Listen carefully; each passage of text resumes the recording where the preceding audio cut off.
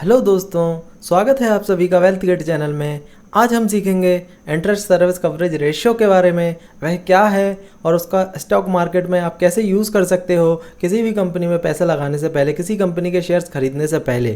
तो उससे पहले प्लीज़ मेरे चैनल को सब्सक्राइब कर लीजिए और बेल आइकन को प्रेस कर दीजिए, जिससे आने वाले नोटिफिकेशंस आपको मिलते रहें। चलिए शुरू करते हैं। इंटरेस्ट सर्विस कवरेज रेशियो आखिरकार है क्या? मीनिंग देखिए, इंटरेस्ट सर्विस कवरेज रेशियो एक ऐसा मापदंड है जो मापता है कि कंपनी कितने गुना सक्षम है अपने ब्याज को चुकाने में। सिंपल, कंपनी कितने गुना सक्षम है अपने ब्याज से संबंधित उधारी को चुकाने में।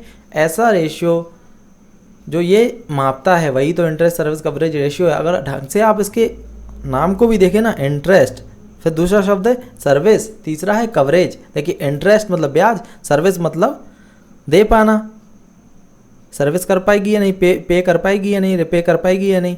तीसरा है कवरेज, कितने गुना सक्षम है, ऐसा रेशियो मापदंड। तो इंटरेस्ट सर्विस कवरेज रेशियो एक ऐसा मापदंड है जो ये मापता है कि कंपनी अपने ब्याज को चुकाने में कितने गुना सक्षम है अपने प्रॉफिट्स के कंपैरिजन। सीधी बात है, कंपनी प्रॉफिट कमाएगी तभी तो ब्याज को दे पाएगी। अब एक चीज़ आप यहाँ पर समझ लीजिए कि उधारी लेना कोई पाप नहीं है। सभी उधारी लेती हैं, लगभग हर कंपनी उधारी लेती है, ठीक है।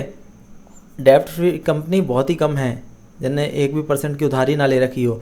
कई कंपनियां लोन से उधारी लेती हैं, कई कंपनियां इंस्ट्रूमेंट इशू कर देती हैं, डेब्ट इंस्ट्रूमेंट्स, जैसे डिवेंचर हुआ, बॉन्ड हुआ, एक्सेट्रा एक्सेट्रा। तो उससे संबंधित ब्याज उसे देना रहता है डिवेंचर होल्डर को, राइट। तो उधारी, मेन चीज़ ये है कि उधारी को वो चुकाने में सक्षम है या नहीं। अगर सक्षम होगी तो चुका ही देगी ना, राइट। तो ये था मीनिंग, एक ऐसा मापदंड है जो ये मापता है कि कंपनी चुकाने में सक्षम है या नहीं अपनी ब्याज। फॉर्मूला इसका है EBIT divided by interest payable on outstanding डेब्ट। ये क्या है? देखिए, EBIT होता है earning before interest and tax. Company ने जो भी कमाया टैक्स और इंटरेस्ट कटने से पहले उसे आप ऊपर रख लीजिए अनुपात में, और नीचे रख लीजिए जो भी उसका इंटरेस्ट देना बनता है, ब्याज देना बनता है।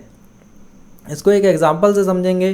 मान लीजिए 500 करोड़ रुपए कंपनी ने कमाए ब्याज और टैक्स कटने से पहले, और उसकी जो इंटरेस्ट पेएबल है, ब्याज उसको जो देना है वो है 50 करोड़।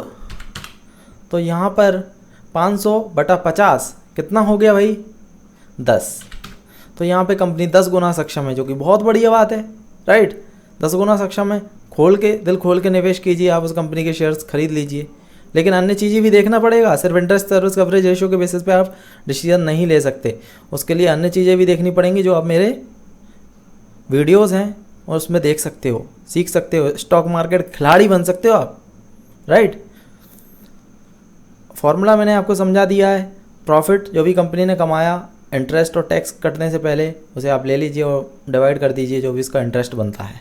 तो पता चल जाएगा कंपनी कितना गुना सक्षम है अपने प्रॉफिट्स के कंपैरिजन में अपने उधारी को चुकाने में, अपनी इंटरेस्ट से संबंधित उधारी को चुकाने में, राइट।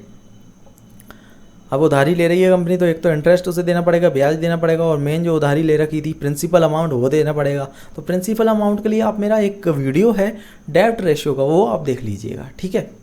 ये यहाँ पर ब्याज से संबंधित उधारी की बात हो रही है। अब इसके इंपॉर्टेंस पे आते हैं। तो इंपॉर्टेंस मैंने आपको बता ही दिया है कि मेज़र, एक तो ये मेज़र करता है, मापदंड है कंपनी चुकाने में सक्षम है या नहीं अपनी इंटरेस्ट ऑब्लिगेशन को, अपने ब्याज से संबंधित उधारी को।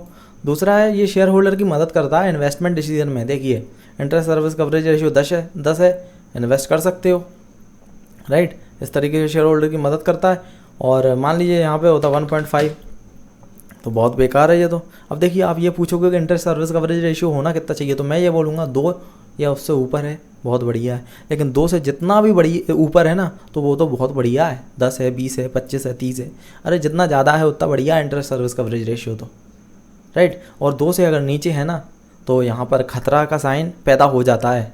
तो ऐसी कंपनी में जिसमें इंटरेस्ट सर्विस कवरेज रेशियो 1.5 गुना ही है क्या, या 1 गुना है, मान लीजिए यहाँ पे 500 करोड़ रुपए प्रॉफिट था टैक्स और इंटरेस्ट कटने से पहले, और 50 करोड़ की जगह यहाँ पे 500 करोड़ ही होता ब्याज, तो क्या आ जाता 1। अब ऐसी कंपनी में आप निवेश करोगे क्या?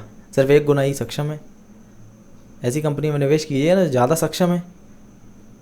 हो सकता है इस कंपनी में तो ये एक ही है, तो ये भविष्य में अपना ब्याज को सर्विस ना कर पाए, ब्याज को पेमेंट नहीं कर पाए, वैसे में खतरा हो जाता है, राइट।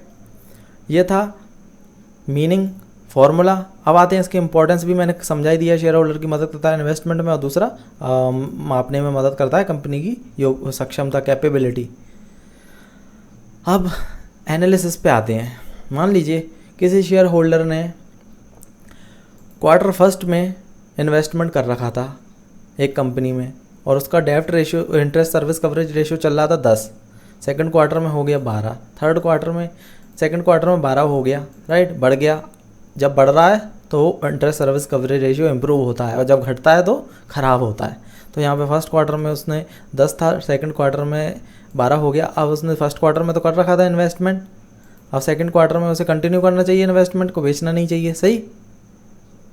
वो अपने इन्वेस्टमेंट को जैसे कि तैसे रहने दे सकता है, वो और प्रॉफिट कमा के देगा, कंपनी और प्रॉफिट कमा के देगी उस शेयर होल्डर को, राइट। और थर्ड क्वार्टर में मान लीजिए 4 हो जाता है, तो यहाँ पर थोड़ा सा खतरा बढ़ा है, लेकिन इतना भी नहीं बढ़ा। देखिए दो से तो ज़्यादा ही है। यहाँ पे वो रिस्क ले सकता है शेयर होल्डर, अपने इन्वेस्टमेंट को बरकरार रख सकता है उस कंपनी में। फोर्थ क्वार्टर में मान लीजिए 1.5 गुना, यहाँ तो सीधे खतरे का साइन हो गया। अब क्या करना चाहिए उसे? फर्स्ट क्वार्टर में जो इन्वेस्टमेंट किए थे उससे जितना भी प्रॉफिट कमाया है 3 क्वार्टर में, उसे वसूल लेना चाहिए और सारे शेयर्स को बेच देना चाहिए, क्योंकि यहाँ खतरे का साइन पैदा हो गया। 1.5 टाइम्स हो गया है इंटरेस्ट सर्विस कवरेज रेशियो। हो सकता है आगे कंपनी इंटरेस्ट न चुका पाए, लॉस में। देख, इंटरेस्ट यहाँ पे 1.5 हो गया, यानी 1.5 गुना केपेबल है, यानी इसका प्रॉफिट कम हुए हैं, तभी तो ये इंटरेस्ट सर्विस कवरेज रेशियो कम आ रहा है।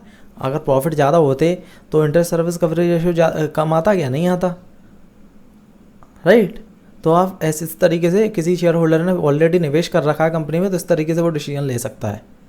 लेकिन अन्य चीज़ें भी उसे देखनी रहती हैं, जो मेरे वीडियोस से अन्य वीडियोज़ों से शेयर होल्डर सीख सकता है।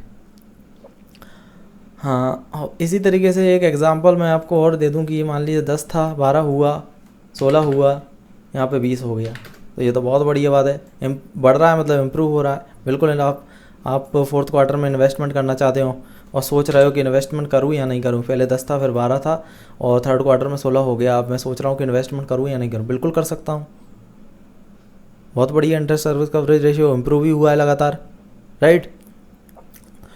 तो ये था अपना lecture interest service coverage ratio के बारे में। आशा करता हूँ वीडियो पसंद आया होगा।